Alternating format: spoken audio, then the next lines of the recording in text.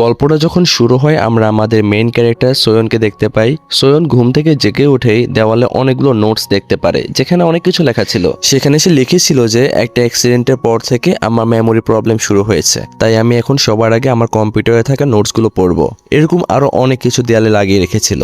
সে তার পিসির সামনে গিয়ে দেখে যে যেখানে লেখা রয়েছে 8ই জানুয়ারি 2025 সে একটা কার অ্যাক্সিডেন্টে তার মেমোরি ডিসঅর্ডার হয়ে গিয়েছে। এখন যখনই তুমি ঘুম থেকে জেগে ওঠো তোমার মেমোরি রিসেট হয়ে যাবে আর অ্যাক্সিডেন্টের মতো হয়ে যাবে। আর এই অসুখটার নাম যেটা আছে এটার নাম হচ্ছে অ্যান্টেরোগ্রেড অ্যামনেসিয়া। এটার ব্যাপারে শুধু তোমার মা বাবা আর জিমিন জানে, আর তোমার স্কুল টিচাররাও জানে। অ্যাক্সিডেন্টের পর থেকে তুমি প্রতিদিন একটা করে ডায়েরি লেখো। সে যখন ডায়েরিটা ব্যাগে তুলে রাখার জন্য স্কুলের জন্য বের হয়, আর প্রতিদিন কিন্তু তার দিনটা এভাবে পার হতো। এভাবে প্রত্যেকটা দিন ঘুমানোর পর সবকিছু ভুলে যায়, আর ঘুম থেকে উঠার পরে সবকিছু আবার নতুন ভাবে সে নিজেকে মানসিকভাবে তৈরি করে নেয়। এরপর সে তার মা বাবার সাথে খাবার খেয়ে স্কুল বাসে উঠে পড়ে। বাসে তার পাশে আমরা আরেকটা লিড ক্যারেক্টার রয়েছে যার নাম হচ্ছে জে ওন। আমরা তাকে দেখতে পাই। বাসে দুটা ছেলে সোয়নকে দেখে বলছিল যে মেয়েটা কিন্তু অনেক কিউট, তাকে কি প্রপোজ করে দেব। আরেকজন বলেছিল যে সে কারো প্রপোজাল কিন্তু অ্যাকসেপ্ট করে না। তখন জন প্রথমবার মতো সোয়নকে খেয়াল করে। বাসে যেতে যেতে হঠাৎ অনেক জোরে একটা ব্রেক করে, তখন সোয়ন কিন্তু পড়ে যাচ্ছিল। আর জিওন তখন তাকে ধরার চেষ্টা করে, কিন্তু সে তার বদলে শুধু তার ঝুঁটিটাই ধরতে পারে। জিওন তখন ভাবতে থাকে না জানি মেয়েটা এখন তাকে কি বলে, কিন্তু সোয়ন তাকে সেখানে কিছুই বলে না। তখন কিন্তু সে তাকে সরি জানায়, কিন্তু সোয়ন এখানে কোনো রিপ্লাই করে না। এরপর তারা স্কুলে চলে আসে। জিওন দেখে যে সোয়ন তার সামনে ক্লাসে ঢুকছে। তখন সে যখন তার টেবিলে যায় গিয়ে দেখে যে সেটা নোংরা হয়ে আছে, আর তার পাশে যে ছেলেটা রয়েছে গংসিক টেবিল পরিষ্কার করছে। জিওন তাকে বলে যে তুমি কেন চুপচাপ এসব সহ্য করো। আসলে এখানে ছেলেটা অন্য ছেলেদের দ্বারা বুলি হচ্ছিল। তখন জিওন উঠে যায় আর ওই ছেলেগুলোর সাথে কথা বলতে থাকে। তাদের গিয়ে বলে যে তোমরাই তো আমার টেবিল নোংরা করেছো তাই না, এখন থেকে আর এসব কাজ করবে না, তাকে বিরক্ত করবে না। তখনই সে বাইরে দেখে যায় সোয়নকে একটা ছেলে প্রপোজ করছে, আর প্রত্যেকবারের মতো সে কিন্তু তাকে রিজেক্ট করে দেয়। আসলে সোয়ন তার মানসিক সমস্যার কারণে এসবে জড়াতে চায় না, কিন্তু অন্যরা ভাবে যে সোয়ন হয়তো ভাব দেখাচ্ছে, সে সুন্দরী, এজন্য ভাবের কারণে অন্য কারো প্রপোজাল অ্যাকসেপ্ট করে না। বুলেরা বলছিল যে আমরা কি ট্রাই করবো কিনা।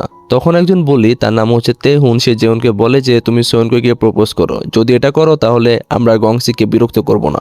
জিওন তখন কিছুই বলে না। তখন ক্লাস টাইমে জিওন সোয়নকে দেখছিল, আর তখন ওই ছেলেগুলো তাকে মেসেজ করে যে সোয়নকে প্রপোজ করার জন্য। সে গংসিকের জন্য চিন্তিত ছিল, এই জন্য তাদের কথা না শুনলে আবার বুলি করতে হতো তাকে, মানে গংসিককে এসব সহ্য করতে হতো। এরপর ক্লাস শেষে ওই ছেলেগুলো আবারও তাদের কাছে আসে আর বলে যে প্রপোজ করার ব্যাপারে তুমি কি ভাবলে। জিওন বলে যে তোমরা শুধু এটুকুই চাও যে আমি ওই মেয়েটাকে প্রপোজ করি তাই না, আচ্ছা ঠিক আছে আমি এটাই করব। আর এটা বলে কিন্তু সে সেখানে চলে যায় প্রপোজ করার জন্য।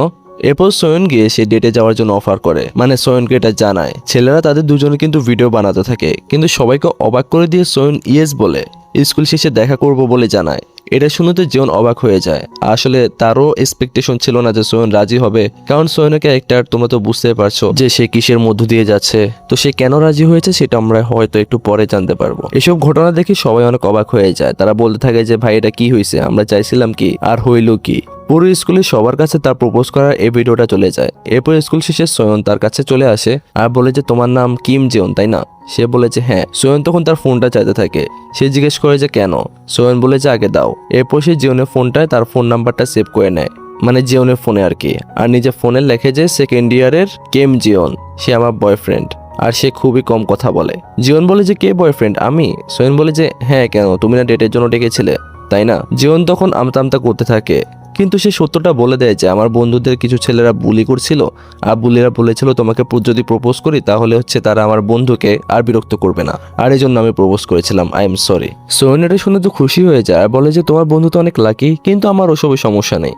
এখন বলে যে তুমি আমার সাথে থাকতে চাও কিনা। জিওন কিছু বলতে গেলে সে বলে যে তোমার সমস্যাটা আসলে কোথায়। তখন জিওন বলে যে এমন না যে আমি ডেট করতে চাই না, কিন্তু তুমি কি আমাকে পছন্দ করো। সোয়ন বলে যে না। তো জিওনকে বলে যে তাহলে আমার সাথে ডেট কেন করতে যাচ্ছ। সে বলে যে এমনিতেই নতুন কিছু ট্রাই করতে চাচ্ছিলাম, লাইফটা একদম বোরিং হয়ে গিয়েছিল তাই। তবে কিছু শর্ত রয়েছে, ধরে নাও যে ডেটিং রুলস। নাম্বার 1, একদম কম কথা বলতে হবে। নাম্বার 2, শুধুমাত্র স্কুলে পরে আমরা দেখা করব। আর নাম্বার 3, আমরা কখনোই সত্যি সত্যি ভালোবাসবো না বা একে অপরের সাথে ইমোশনালি অ্যাটাচড হব না। মানে সোয়ন এখানে তার সাথে জাস্ট টাইম পাস করতে চাচ্ছিল। জিওন সব অদ্ভুত নিয়ম মেনে নেয়। কারণ ভাই সুন্দরী মেয়ে, কে না চাইবে এইসব রুলস মেনে হলো তার সাথে ডেট করতে।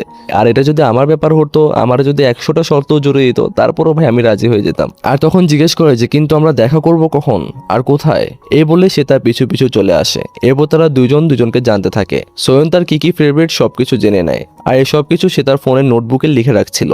এরপর তার খাবারের ব্যাপারে সব ডিটেলসে জেনে নিচ্ছিল। তার প্রিয় গান কোনটা সেটা জানতে চাইলে সে বলে যে তার কোনো পছন্দের গান নেই। সোয়ন সবকিছু A to Z লিখে রাখছিল। এসব দেখে জীবন অনেকটা অবাক হয়ে যায়। তারপর বাস চলে আসলে তারা দুজন একসাথে বাসে যায়। তখন জীবন তাকে দেখায় যে একটা গান তার অনেক পছন্দ। সোয়ন বলে যে তোমার কোন স্পোর্টস পছন্দ, সে বলে যে কোনো স্পোর্টসে পছন্দ না। সোয়ন কারণ জানতে চাইলে সে বলে যে আমার অনেক ঘাম হয়, আমি স্বাস্থ্যের প্রতি যত্নবান।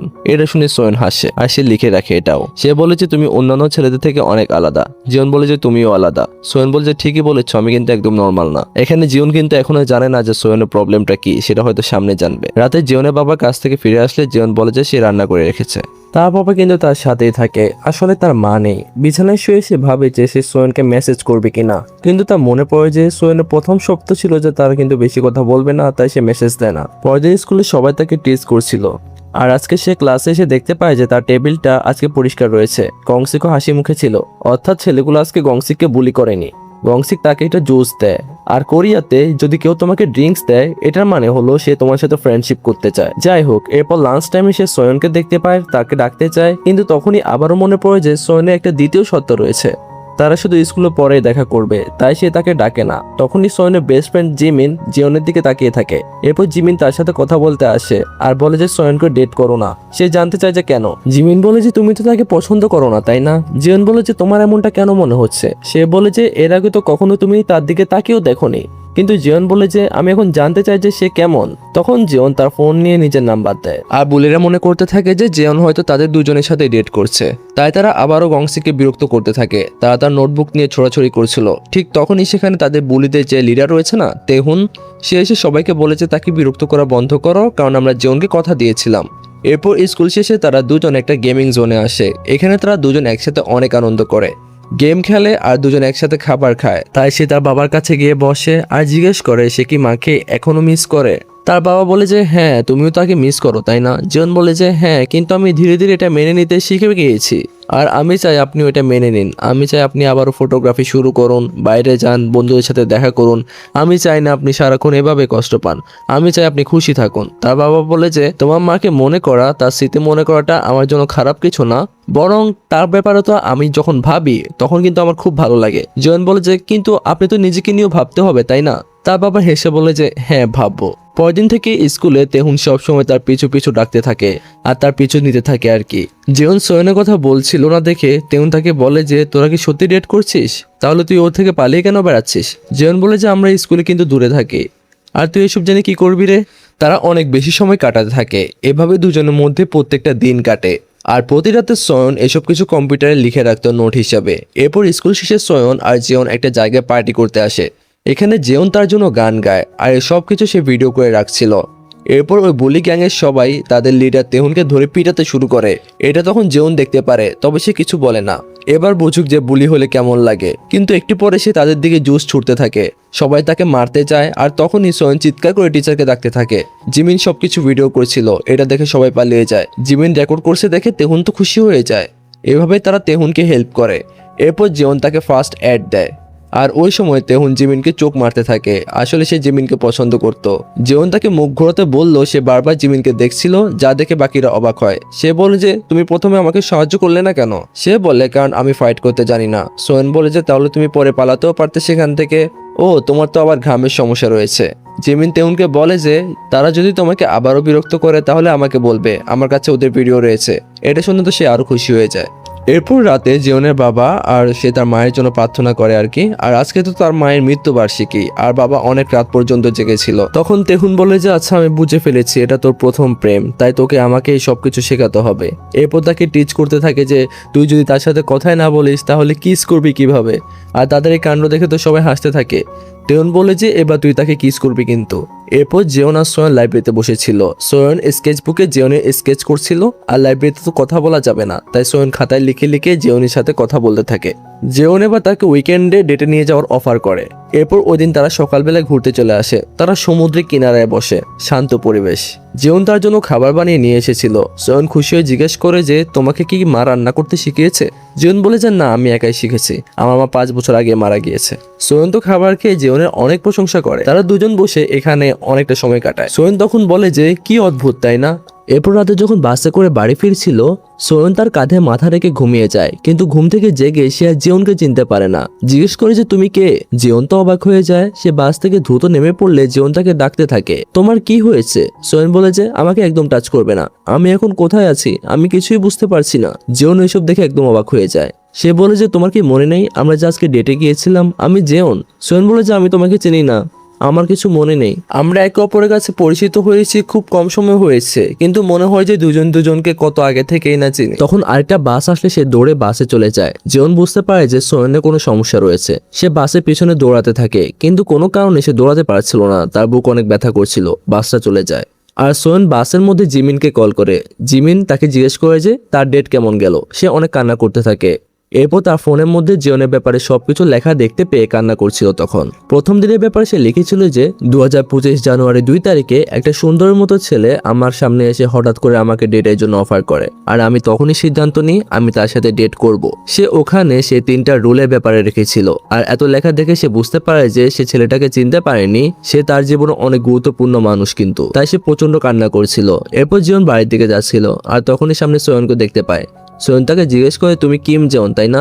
জিওন আমতামতা করে হ্যাঁ বলে। সোয়ন তখন তাকে সবকিছু বলে দেয় যে তার মেমোরিতে প্রবলেম রয়েছে, ভুলে যাওয়ার প্রবলেম রয়েছে তার, আর এটাকে অ্যান্টারোগ্রেট অ্যামেনেশিয়া বলে। আমি যদি একবার ঘুমিয়ে পড়ি তাহলে সারাদিনে যা হয়েছে আমি সবকিছু ভুলে যাই। সোয়ন আর কিছুই বলতে পারছিল না, তার অনেক কষ্ট হচ্ছিল। জিওন তাকে থামতে বলে। সোয়ন তাকে সরি বলে যে সে নিজের খুশির জন্য তাকে ব্যবহার করেছে। জিওন হঠাৎ বলে ওঠে যে আমার কোনো সমস্যা নেই, আজকে যা হয়েছে তুমি যদি তা না লেখো তাহলে কাল তোমার আর এসব কিছু মনে থাকবে না, আর তাই তুমি আমাকে তোমার অসুখের ব্যাপারে এখন বলেছো, এই কথাটা কিন্তু তুমি লিখবে না। সোয়ন বলে যে এর মানে কি? সে বলে যে তোমার সাথে আমার সময় কাটাতে কিন্তু অনেক ভালো লাগে, আর আমি চাই না যে আমাদের মাঝখানে কোনো কিছু বদলে যাক। তাই আজ থেকে আমরা দুজন মিলে এই অসুখটাকে বোকা বানাবো, যদি তুমি চাও তাহলে আর কি। বাড়িতে এসে জিওন অসুখটার ব্যাপারে ইন্টারনেটে সব ঘাটাঘাটি করে। পরদিন স্কুলে সোয়ন হাসি মুখে আবারও তার কাছে আসে। জিওন তাকে দেখে অনেক খুশি হয়ে যায়, অর্থাৎ সোয়ন গত রাতে যে ঘটনাটা সেটা আসলে লেখেনি। এরপর জিওন জিমিনকে ধন্যবাদ জানায় ওই দিন রাতে তাকে কল করে সবকিছু বলার জন্য। জিমিন তাকে বলে যে এই ব্যাপারে কাউকে না বলতে, আর তোমার প্রতি আমার বিশ্বাস রয়েছে, কিন্তু যদি সোয়ন কোনোভাবে কষ্ট পায় তাহলে কিন্তু মেয়েরে তোর মুখ ভেঙে দেবো। রাতে জিওন তার বাবাকে বলে যে তার একটা গার্লফ্রেন্ড হয়েছে। এটা শুনে তার বাবা খুশি হয়ে যায় আর বলে যে আমারও একটা থাকলে ভালো হইতো। মানে তার বাবার অবস্থা দেখছো? আর পৃথিবীতে এমন কোন বাবা রয়েছে যে ছেলে গার্লফ্রেন্ড হয়েছে এই জন্য খুশি হয়েছে? আর যদি আমার কথা বললে, আমার তো এমনি কোনো গার্লফ্রেন্ড নেই বা এমন কিছু কোনো রিলেশনে নেই আমি। তো আমি ভাবছি আমার যদি সিরিয়াসলি গার্লফ্রেন্ড থাকতো আর আমার বাবা যদি জানতে পারতো তাহলে ভাই আমাকে ঘর থেকে বের করে দিত, না হলে এমন পিটানি পিটাইতো ভাই, সিরিয়াসলি। কিন্তু এখানে কিন্তু সে থেমে থাকে না। এইসব কথা বলে সে কিন্তু তাকে অনেকগুলো টাকাও দেয়, বলে যে ভালো মতো ডেট করিস। মানে কি বাবা বলো? পরদিন সোনের সাথে তেউন আর জেমিনও ছিল। জিওন বলে যে তোমরা এখানে কি করছো? আর তখন তেউন চিৎকার করে বলে যে আজকে আমাদের ফাইনাল এক্সাম শেষ হয়েছে, আজকে আমরা পার্টি করব। এই বলে সে জিমিনের কাঁধে হাত রাখার বাহানা করে সোনের কাঁধেও হাত রাখে, আর এটা দেখে জিওন তাকে দূরে সরিয়ে দেয় আর বলে যে ওকে একদম ছুবি না। সোন আর জিমিন ঠিক করে যে তারা কোথাও ঘুরতে যাবে, আর সে প্লেসটা ঠিক করে। এরপর তারা সবাই সাইকেল নিয়ে সেখানে চলে আসে, আর তেউন তো শুধু জিমিনকে দেখতে থাকে। আর এসব দেখে জিমিন বিরক্ত হয়ে তার সামনে চলে যায়। তারা একটা ওশিয়ান পার্কে আসে। এখানে সবাই একসাথে সময় কাটায়, অনেক মজা করে, আর তাদের মধ্যে কিন্তু অনেক ভালো একটা ফ্রেন্ডশিপ হয়ে যায়। কিন্তু পেঙ্গুইন জায়গায় এসে দেখে যে সেখানে কোনো পেঙ্গুইন নেই, আর সোয়ং কিন্তু এখানে পেঙ্গুইন দেখতে এসেছিল আর পেঙ্গুইন তো নেই। এটা দেখে তার মন খারাপ হয়ে যায়। ওখান থেকে তারা দুজনে সমুদ্র সৈকতে আসে, আর পানিতে নেমে দুজন কিন্তু অনেক খুনসুটি করে। এভাবে তারা ধীরে ধীরে ক্লোজ হতে থাকে। ফিরে যাওয়ার সময় জিওন তাকে জুতার ফিতা লাগিয়ে দেয়। সোয়ন বলে যে এখানে আমরা আবারও ফিরে আসবো। জিওন বলে যে হ্যাঁ। সোয়ন তখন আফসোস করে বলে যে এভাবে আরো একটা দিন পার হয়ে গেল। জিওন তখন বলে যে আমি তোমার প্রতিটা আগামীকাল আজকের থেকে ভালো বানাবো। রাতে সোয়ন এসব কিছু লিখে রাখে। পরদিন জিমিন সোনকে নিয়ে কোথাও যাচ্ছিল। সোন জিজ্ঞেস করে যে আমরা কোথায় যাচ্ছি। সে বলে যে সেটা তো আমিও জানি না। আর তখনই এখানে তেহুন আর জিওন পেঙ্গুইনের মাস্ক পরে তাকে একদম সারপ্রাইজ দেয়। সোহন এসব দেখে অনেক বেশি খুশি হয়ে যায় আর সে তার ছবি তুলতে থাকে। আর এরপর তারা সবাই মিলে একটা গ্রুপ ফটো তোলে। আর রাতেও সারাদিন যা যা হয়েছে সে কিন্তু লিখে রাখে। এরপর তারা সবাই জিওনদের বাড়িতে গ্রুপ স্টাডি করছিল। তেহুন শুধু জিমিনকে বিরক্ত করছিল। আর তখনই জিওনের বাবা সেখানে চলে আসে আর সোহনের সাথে পরিচিত হয়। আর জিমিন জিওনের বাবার দিকে তাকিয়ে থাকে আর ওখানে কিন্তু একটা ফটোগ্রাফি দেখে। জিমিন তখন জিজ্ঞেস করে যে তোমার বাবা কি famous photographer Kim song? Jeon বললে সে অনেক এক্সাইট হয়ে যায়, কারণ সে তার বাবার অনেক বড় ফ্যান। সে তাকে সোশ্যাল মিডিয়াতে ফলো করে। তখন তেহুন এসব কিছু দেখে জিওনের বাবাকে ডাকে আর বলে যে জিমিন তার অনেক বড় ফ্যান। জিমিন তখন তেহুনের কানে কানে বলে যে তাকে বলো যে আমি তার সবচেয়ে বড় ফ্যান। তেহুন তখন সেটাই বলে। জিমিন আবারও তাকে কিছু বলতে বললে সে আবারও জিওনের বাবাকে বলে যে আপনি তার রোল মডেল। এভাবে তেহুন আর জিমিনের মধ্যে ফ্রেন্ডশিপ হয়ে যায়। সবাই চলে গেলে জিওনের বাবা বলে যে তোমার গার্লফ্রেন্ড তো অনেক সুন্দরী, তুমি অনেক লাকি। জিওন তাকে হঠাৎ করে বলে যে মায়ের রুমটা খালি করা উচিত। বাবা তখন কিছুই বলে না। এরপর সে তার মায়ের ছবিগুলো দেখছিল। এদিকে মাঝরাতে সোয়েনের মা দেখে যে সোয়েনের ঘরে এখনো লাইট জ্বলছে। পরের দিন সকালে জিমিন জিওনকে বলে যে আজকে সকালে আমার কাছে সোয়েনের মায়ের কল এসেছিল আর তারা বলেছিল যে সোয়েন আজকাল ঘুমাতে ভয় পাচ্ছে আর সে কেন জানি সারা রাত জেগে থাকে। জিওন জানতে চায় যে কেন, সে তো প্রতিদিনই সোয়েনকে খুশি রাখার চেষ্টা করছে। জিমিন বলে যে এটাই তো সমস্যা, তার দিন যত ভালো কাটবে ওগুলো ভুলতে তো তার তত বেশি কষ্ট হবে, তাই না? আর এর জন্য হয়তো সে জেগে রয়েছে যেন ঘুমিয়ে সব ভুলে না যায়। জিওন ভেবে পায় না যে সে কি করবে। সোয়েন স্কুলে অনেক ক্লান্ত থাকে, রাতে প্রচন্ড ঘুম আসলেও সে কোনোভাবে ঘুমায় না। এভাবে সে কিছুদিন না ঘুমাতে থাকে। সে কিছুতে তার অনুভূতিগুলো রয়েছে না, ইমোশনগুলো রয়েছে, সেগুলো ভুলতে চাচ্ছিল না। আর এদিকে জিওন নেটে খুঁজতে থাকে যে কিভাবে সোয়েনের এই অসুখটা ঠিক করতে পারবে। পরের দিন স্কুলের পর তারা দুজন আবারও ঘুরতে আসে। জিওন তার জন্য একটা গিফট নিয়ে এসেছিল। সোয়েন বলে যে আমি তোমার জন্য একই রকমের গিফট নিয়ে এসেছি। তারা গিফট এক্সচেঞ্জ করে। তখন সোয়েন বলে যে ছোটবেলায় এগুলোর সাথে আমার অনেক স্মৃতি জড়িয়ে রয়েছে, কিন্তু আমি সেসব ভুলে গিয়েছি। তখন জিওন বলে যে না, তুমি ভুলে যাওনি, তোমার স্মৃতিতে এখনো সেগুলো রয়েছে, তুমি জাস্ট মনে রাখতে পারছো না। আমি একটা ভিডিওতে দেখেছিলাম এটাতে প্রসিডিউরাল মেমোরি বলা হয়। আর এই মেমোরিটা ব্রেন দিয়ে না, আমাদের পঞ্চ ইন্দ্রিয়র মাধ্যমে তৈরি হয়, অর্থাৎ যেটা আমাদের বডি অনুভব করতে পারে। তোমার ভুলে যাওয়ার যে রোগটা রয়েছে না, তুমি তারপরও কিন্তু সাইকেল চালানো ভুলে যাওনি, কারণ তোমার বডি এটা মনে রেখেছে। সোয়েন তখন এটা নিয়ে রিসার্চ করে আর সে নোটে লিখে রেখেছিল যে জিমিনের সাথে কাল রেস্টুরেন্টে কি খেয়েছিলাম সেটা মনে করার ট্রাই করো। উত্তরটা কিন্তু পরের পেজে রয়েছে। সে অনেক চেষ্টা করে কিন্তু মনে রাখতে পারে না। তারপর সে জিওনের সাথে ঘুরতে আসে আর সেগুলো মনে রাখার ট্রাই করে। তারপর একটা ফায়ারওয়ার্ক ফেস্টিভ্যাল ছিল সেখানে, তাই তারা চারজনে সেখানে কিন্তু চলে যায়। তারা এখানে একসাথে ঘুরে বেড়ায়, এরপর খাবার খায়। ফায়ারওয়ার্কের জন্য আরো কিছু বাকি সময় ছিল, তাই তারা আরো কিছুক্ষণ ঘুরতে চায়। জিমিন তখন তাদেরকে স্পেস দেওয়ার জন্য সে নিজেকে তেউনের সাথে নিয়ে চলে যায়। এরপর জিওন আর সোন একটা জাহাজে উঠে যায় আর তখনই ফায়ারওয়ার্ক শুরু হয়ে যায়। সোন অবাক হয়ে যায় এবং সেটা দেখছিল। আর তখনই জিওন তার হাত ধরে। সোন বলে যে আমি কিন্তু এসব ভুলে যেতে চাই না। জিওন বলে যে তুমি কখনোই ভুলবে না, কারণ আমি বিশ্বাস করি যে কোনো স্মৃতি সম্পূর্ণভাবে মুছে যায় না। সোন তখন বলে যে হয়তো আমি তখন 3য় নাম্বার রুলটা ব্রেক করে ফেলেছি। জিওন বলে যে আমরা তো সেটা অনেক আগে ব্রেক করে ফেলেছিলাম। এ বলে সে তাকে কিস করে দেয়। এর কিছুদিন পর সকালে সোয়ন ঘুম থেকে জেগে ওঠে। প্রতিদিনের মতোই আবার সবকিছু দেখে। সে অবাক হয়ে যায়, কিন্তু সে নিজেকে ঠিক করে নিয়ে স্কুলে চলে আসে। আর স্কুল শেষে তারা তিনজন বাড়িতে ফিরছিল। কিন্তু অদ্ভুতভাবে আমরা এখানে জেউনকে দেখতে পাই না। আর সোয়নও জেউনের কথা কিছু জিজ্ঞেস করছিল না। জিমিন তখন একটা কিছু ভাবছিল। তারা তিনজন একসাথে ঘুরতে যেতে চায়, কারণ তারা খুব শীঘ্রই হাই স্কুল গ্র্যাজুয়েশন করবে। এর পরের দিন সে জিমিনের সাথে দেখা করে। তখন তারা খাবার খাওয়ার সময় জিমিন সোনকে বলে যে আর্ট কলেজে ভর্তি হতে, কারণ সোন খুব ভালো আর্ট করতে পারতো। সোন তখন তাকে একটা স্কেচ বুকটা দেখাতে চায়। আর তখনই ওখানে জনের স্কেচ দেখে সে জিমিনকে জিজ্ঞেস করে যে এই ছেলেটাকে, এর কি তুমি চিনো? কিন্তু জিমিন তো একদম চুপ হয়ে যায়, সে কোনো কিছু বলছিল না। আর আমরাও বুঝতে পারি না যে সোন কিভাবে জিওনকে ভুলে গেল। তখন জিমিনের একটা কথা মনে পড়ে যায়। জিওন তার দিকে একটা সাহায্য চেয়েছিল। জিওন তাকে বলেছিল আমি একটা দুর্বল হৃদয় নিয়ে জন্মিয়েছিলাম, আমার হৃদয় অনেক দুর্বল, কিন্তু জানতে পেরেছি যে কিছুদিন হলো আমার অবস্থা খুব বেশি খারাপ। জিমিন বলে যে সবকিছু ক্লিয়ার করে বলো। সে বলে যে আমি সোনকে কথা দিয়েছিলাম যে আমি তার প্রত্যেকটা আগামীকাল সুন্দর করে তুলবো, কিন্তু আমি জানি না যে আমার হাতে আর কতটা সময় বাকি রয়েছে, কারণ আমি যে কোনো সময় মারা যেতে পারি। জিমিন বলে যে আরে তোমার কিছুই হবে না। এরপর আমরা কিছুদিন আগে ফ্ল্যাশব্যাকে চলে যাই। একদিন সোন স্কুলের বাইরে জিওনের জন্য অপেক্ষা করছিল, কিন্তু জিওনকে না দেখে সে জিওনের ফোনে কল করে, কিন্তু তার নাম্বারটা বন্ধ পায়। সোনের এতে মন খারাপ হয়ে যায়। রাতে বাড়ি ফেরার সময় জিমিন তাকে কল করে জানায় যে জিওন মারা গিয়েছে। এটা শুনে সোনের পুরো পৃথিবীটা একদম ধ্বংস হয়ে যায়। সে তার ফিউনারেলে আসে। জিমিন আর তেউন জিওনের জন্য কান্না করতে থাকে। জিওনের বাবা তাদেরকে শান্ত করে। আর এখানে তো জিওনের বাবা একদম নিঃসঙ্গ হয়ে গিয়েছিল। এইসব দিকে সোন নিজের চোখকে বিশ্বাস করতে পারছিল না। সে অনেক কান্না করতে থাকে। আর আমরাও এখানে কিন্তু বিশ্বাস করতে পারছি না যে জিওনের এমন একটা সিচুয়েশনে ছিল, আর এই সিচুয়েশনে থেকে সে সোনকে একদম খুশি রাখতে চেয়েছিল। আর এরপর থেকে সোন সবসময় উদাস হয়ে থাকতো আর শুধু কান্না করতো। তখন আমরা আবারও সেদিনের ফ্ল্যাশব্যাকে চলে যাই। জিওন জিমিনকে বলেছিল যে যদি আমি মারা যাই তাহলে সোনের সমস্ত ডায়েরি আর জার্নাল থেকে আমাকে মুছে দিও। আর এজন্য সোন জিওনের ব্যাপারে সবকিছু লিখেছিল। জিমিন কিন্তু নিজেই সেই সবকিছু ফাইল তার পেন ড্রাইভ থেকে নিয়ে যায়, আর সেখানে যত কিছু ছিল সবকিছু ডিলিট করে দেয়, আর তার ফোনটাও চেঞ্জ করে দেয়।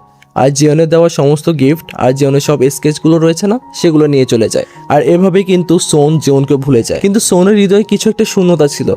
তার সব সময় তার বুকে ফিল হতো যে সে কোনোভাবে একা হয়ে গিয়েছে, কিছুর একটা অভাব রয়েছে তার জীবনের। জিমিনের এসব দেখে খুব খারাপ লাগলেও কিছু করার ছিল না। জিওনের বাড়িতে এসে তারা দুজন কান্না করতে থাকে, কিন্তু সোন হাসি খুশি ছিল। এরপর একদিন সকালে ঘুম থেকে সে জেগে ওঠে। তার মা বাবা জিজ্ঞেস করে যে সে কি ঠিকমতো ঘুমাতে পারছে কিনা। সোন বলে যে হ্যাঁ, কাল রাতে তো শোয়ার সাথে সাথে সে ঘুমিয়ে পড়েছিল। এটা শুনে তো তারা অবাক হয়ে যায়, কারণ আমরাও যেমনটা জেনেছি যে সোন তো মনে রাখতে পারে না। তারা ডক্টরের কাছে নিয়ে যায়। ডক্টর জানায় যে এটা তো একটা মিরাকেল, সোনার অবস্থা আগে থেকে অনেক উন্নতি হয়েছে। ডক্টর সোনকে বলে দেয় যে সবকিছু ধীরে ধীরে মনে রাখার চেষ্টা করো। সোন এটা জিমিনকে কল করে বলে দেয়। আর এরপর সে জিমিনকে বলছিল যে কিছুদিন ধরে আমি কিছু কিছু স্মৃতি যেগুলো অতীতে ঘটেছে সেগুলো মনে করতে পারছি, কিন্তু আগের স্মৃতিগুলো রিসেট হচ্ছে না। অ্যাক্সিডেন্টের কিছুই আমি মনে করতে পারছি না। আমার মনে হচ্ছে যে আমি কিছু একটা ভুলে যাচ্ছি, যেটা আমার জন্য অনেক ইম্পর্টেন্ট, কিন্তু আমার মনে পড়ে যাবে, তাই না জিমিন? জিমিন একদম চুপ হয়ে যায়। এরপর রুমে গিয়ে জিমিন দেখে যে সে কিন্তু অনেকগুলো স্কেচ করেছে তার। সোন বলে যে জানি না এই ছেলেটা কে, কিন্তু বারবার সে আমার স্মৃতিতে চলে আসে, তাই তাকে স্কেচ করলাম, এতে হয়তো আমার তার কথা মনে পড়বে। এসব কিছু দেখে জিমিন একদম অবাক হয়ে যায় আর অনেক কষ্টও পায়। জিমিন তার বাইরে এসে সোনের স্কেচ বুকটা দেখে আর অনেক কান্না করে। তার গিল্টি ফিল হতে থাকে। সে সোনকে তার সে সমস্ত জিনিসপত্র ফিরিয়ে দেয় আর তার কাছে ক্ষমা চায়। সে ওখানে একটা ছোট পেপার দেখতে পায়। তারা দুজন যখন অচেনা ছিল তখনই একদিন হাসপাতালে সোন জিওনকে দেখেছিল। জিওন তার পাশে বসে। সোন দেখে যে ছেলেটা তাদের স্কুলে পড়ে। সে তার নাম ট্যাগ থেকে সে নামটা দেখে নেয় আর এমনিতেই তার নোটে লিখে রাখে। জিমিন তখন অনেক কান্না করতে থাকে, আর এসব দেখে কিন্তু সোন অবাক হয়ে যায়, কারণ তার এখনো অনেক কিছু মনে পড়েনি। কিন্তু জিওনের ব্যাপারে এত লেখা আর ভিডিও দেখে শেষে সেও কান্না করছিল। পরদিন জিওনের বাবা এখান থেকে চলে যাওয়ার জন্য সব গুছিয়ে নিচ্ছিলেন, আর তখনই সেখানে সোন চলে আসে। জিওনের বাবা তখন জিওনের কিছু জিনিস তাকে দিয়ে দেয়, আর যেখানে তার দেওয়া গিফটগুলো ছিল এগুলো দেখে সোনের চোখে একদম জল চলে আসছিল। সে সরি বলে, কারণ তার কোনো কিছুই মনে নেই। জিওনের বাবা বলে যে একটা সময় আমাদের সবার স্মৃতিগুলো মলিন হয়ে যায়, কিন্তু আমাদের হৃদয়ে যা রয়েছে তা কখনো মুছে যায় না। সে তখন প্রচন্ড কান্না করতে থাকে, আর এরপর সে ওই সমুদ্রের কিনারায় বসেছিল। জিওনের কথাগুলো ভেবে অনেক কান্না করতে থাকে। তার জিওনের কিছু কিছু স্মৃতি মনে পড়ে, আর মনে পড়ে যে জিওন তাকে বলেছিল তুমি কখনোই ভুলবে না, কারণ কোনো স্মৃতি সম্পূর্ণভাবে মুছে ফেলা যায় না। সে ওই জায়গায় আসে আর যেখানে তারা দুজন আগেও আসতে চেয়েছিল, আর তখন তার মনে পড়ে যে জিওন তার জুতার ফিতে বেঁধে দিয়েছিল। ব্যাকগ্রাউন্ডে সোন বলে যে যদি সবাই ধীরে ধীরে তোমাকে ভুলে যায় তাহলে আমিও তোমাকে ধীরে ধীরে মনে রাখার ট্রাই করব। তার তখন মনে পড়ে যে এই জায়গাটায় তারা দুজন একসাথে অনেক আনন্দ করেছিল। এটা ভেবে সে অনেক খুশি হয়ে যায়, আর হয়তো এই স্মৃতিটুকুই এখন সোনের জীবনের সবকিছু। আর এখানে এই গল্পটা শেষ হয়ে যায়। তো তোমাদের এই স্টোরিটা, মুভিটা কেমন লেগেছে সেটা আমাদেরকে কমেন্টে জানিয়ে দিও। আর তোমরা কোন কোন মুভি সিরিজ দেখতে চাও আমাদের কাছ থেকে সেটা কমেন্টে জানিও। তো তোমাদের সাথে দেখা হচ্ছে পরবর্তী ভিডিওতে। তো যারা কিন্তু চ্যানেলটা সাবস্ক্রাইব করনি প্লিজ সাবস্ক্রাইব করে দিও। আমরা অনেক অনেক কন্টেন্ট নিয়ে আসছি তোমাদের জন্য। তো দেখা হচ্ছে পরবর্তী ভিডিওতে। সবাই ভালো থাকো, সুস্থ থাকো, টাটা।